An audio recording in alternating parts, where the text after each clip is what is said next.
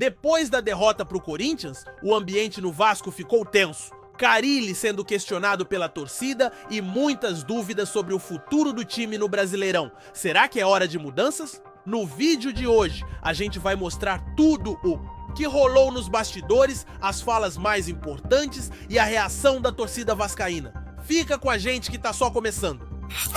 Eu não apresento uma jogada trabalhada, eu fiz uma bagunça na minha escalação.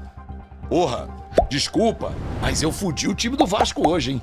Você tem que pensar isso, Carille. Você tem que fazer uma autoanálise e falar assim, cara, que merda que eu fiz hoje. Me perdoem. Eu não perdoaria. Eu não perdoo. Porque não pode fazer o que você fez. E a permanência dele é uma total irresponsabilidade. Irresponsabilidade. Continuar com o Fábio Carille é uma irresponsabilidade da atual diretoria.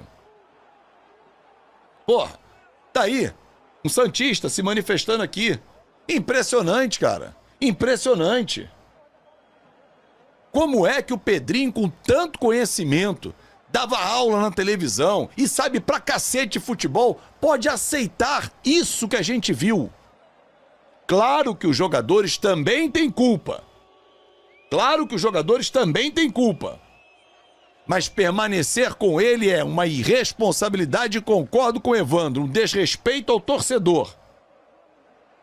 Ah, vai botar quem? Vai buscar no mercado. Tem o Diniz, tem Pesolano, tem Dorival. Técnico não pode ser barato, técnico tem que ser investimento para dar resultado. Bota o Felipe enquanto isso. Agora, numa boa, vai esperar o quê? O Puerto Cabello, que fez jogo duro com o Lanús, empatar com a gente em casa e a gente tomar uma porrada do Sport no fim de semana pra ir demitir o Carille? Cara, não é possível, não é possível que ninguém tenha visto até agora que o trabalho é horroroso do Carille. É horroroso do Carille. Ah, o Payet, eu já falei, tá cumprindo hora extra, Ronaldo, já há muito tempo. Não é de hoje. Mas numa boa, cara, você olha o trabalho do Carille, você enxerga alguma coisa. Vamos lá. Torcedor, vamos lá. Vou me acalmar. Ou não. Você consegue enxergar alguma coisa positiva? Alguma coisa positiva, assim, porra, ele acertou a defesa. Não acertou a defesa dele, né? Não acertou a defesa do Vasco. Porra, a gente só toma porrada, né? Vídeo jogo do Melgar. Vocês já imaginaram se o Melgar tivesse um Verrete? Desde a inauguração de Itaquera em 2014 foram. Todos os jogos foram difíceis. Mas o que acontece é que aquilo que o presidente Pedrinho sempre falou não está sendo cumprido, presidente. O senhor me perdoe. É o meu direito de criticar, tá? E me perdoe aqueles que estão ao seu lado, que às vezes podem falar alguma coisa. Sou eu que estou falando diretamente. Não é perder, é a forma como perder. E a forma como a coisa está acontecendo, presidente, não está legal. Está machucando, inclusive, o senhor, que é muito Vasco. Não vou tratá-lo de senhor, não, porque você é uma pessoa que eu conheço há muito tempo. Tenho certeza, Pedrinho, que você está muito chateado com o que está acontecendo. E você, como gestor do futebol, você, como um cara que comanda a Vasco SAF, precisa tomar medidas, Pedrinho. O Fábio Carille não era o treinador que o Vasco ia contratar. O Fábio Carille era o terceiro numa lista. E foi porque não tinha outro. Porque o Renato negou o Vasco, mas aceitou o Fluminense. Por que será, né? O Pedro Caixinha não quis o Vasco, mas aceitou o Santos. Por que será? E aí veio o Fábio Carille. Um treinador pragmático, um treinador de ideias obtusas. Ah, mas ele foi campeão. Ok, foi campeão lá atrás com o Corinthians. Foi campeão com o Santos. Mas se você perguntar 100 pessoas em Santos, 99 vão achar ótimo que ele tenha ido embora. 99. Inclusive gente de dentro do Santos. Gente que trabalhou e trabalha com ele. Ou trabalhou na época que estava com ele no Santos. Que me disse, olha, vocês vão ter um treinador pragmático aí.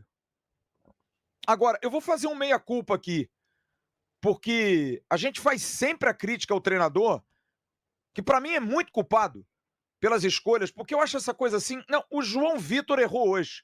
Ok, o jogador é que joga. Concordo plenamente, jogador é que ganha jogo e perde jogo. Mas o treinador precisa orientar, precisa dar um caminho aos jogadores. Fábio Carille optou por fazer 8 trocas em relação à equipe titular do Vasco da Gama, que enfrentou o Santos e o Melgar também na Copa Sul-Americana e dentro do Campeonato Brasileiro. Uma vitória e um empate onde o próprio Fábio Carille entregou o jogo junto com seus jogadores lá no Peru. Um jogo na altitude em que o Vasco poderia ter saído vencedor, poderia ter somado 3 pontos e com certeza se tivesse somado 3 pontos com o resultado de Lanús e também resultado do Puerto Cabello, que apenas somaram 1, essa entrega de jogo ela foi um pouco diminuída. Mas se tivesse somado os 3 pontos no jogo em que o Vasco entregou, talvez hoje na partida contra o Corinthians não houvesse a necessidade de poupar tantos jogadores. Porque, obviamente, na terça-feira o Vasco vai enfrentar uma equipe que é muito inferior, ou teoricamente é muito inferior ao nível de investimento, ao nível de jogadores e também por ser dentro de São Januário. Mas como o Vasco acabou entregando um jogo lá contra o Melgar e precisou sair do Peru diretamente para São Paulo, ter apenas um dia de treinamento, o técnico Fábio Carille, por esses motivos que eu citei aqui, optou por colocar um time praticamente reserva, podemos colocar assim, um mistão com apenas 3 jogadores titulares. De linha, apenas 2, Lucas Piton e João Vitor. Infelizmente, se tem um jogador que a gente pode falar que essa derrota se passou bastante, tem a ver com o João Vitor. O João Vitor, ele fez a pior partida dele com a camisa do Vasco da Gama.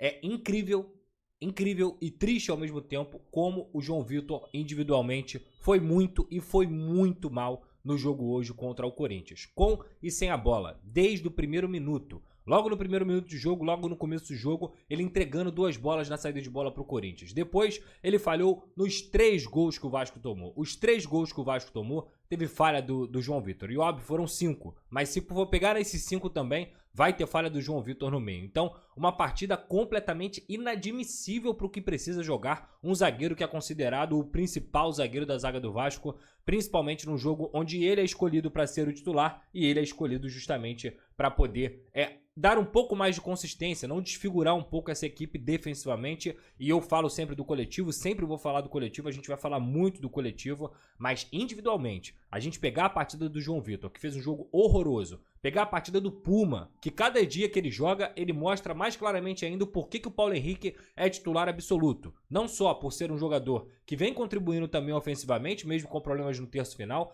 mas o Paulo Henrique é 2, 3, 4 vezes superior ao Puma Rodrigues na lateral direita. Na lateral esquerda, o Lucas Piton hoje, diferentemente do que aconteceu na partida contra o Melgar, apesar da falha no terceiro gol, foi alvo e presa fácil para as jogadas do Corinthians, também não conseguiu conter absolutamente nada, mas isso obviamente... Galera, a derrota do Vasco pro Corinthians trouxe à tona uma baita polêmica. E Carille, críticas pesadas da torcida e um time que parece ter perdido a confiança. Fábio Carille tá na corda bamba e os vascaínos estão cobrando mudanças urgentes, seja no elenco, na tática ou até no comando. O time mesclado não deu conta, os erros infantis pesaram e a pergunta que fica é: até quando vai essa maré baixa? Tem muito campeonato pela frente, mas o Vasco precisa reagir já. E aí, o que vocês acham? Bora discutir mais sobre isso. No canal TV Cartola, se inscreve lá, ativa o sininho e vem debater com a gente o futuro do Gigante da Colina.